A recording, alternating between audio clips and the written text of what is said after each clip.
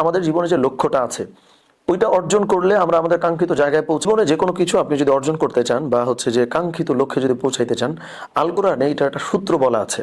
সূত্রটা হইল, আল কোরআনে আল্লাহ সুবহানাহু ওয়া তাআলা বলেছেন যে ওয়ামিনাল লাইলি ফাতাহাজ্জাদ বিহি নাফিলাতাল লাক আসা আইয়াবআসাকা রাব্বুকা মাকামাম মাহমুদা।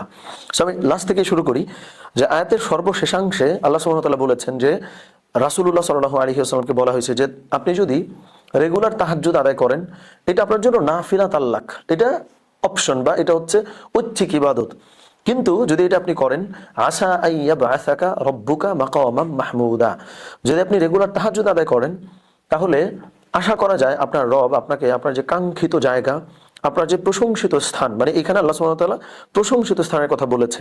তার মানে ধরেন আমাদের জীবনে যে লক্ষ্যটা আছে ওইটা অর্জন করলে আমরা আমাদের কাঙ্ক্ষিত জায়গায় পৌঁছাই যাই, মানুষজন আমাদেরকে নিয়ে মাতামাতি করে, মানুষজন আমাদেরকে নিয়ে প্রশংসা করে, আলটিমেটলি ওই জায়গাতেই তো আমরা পৌঁছাইতে চাই, তাই না?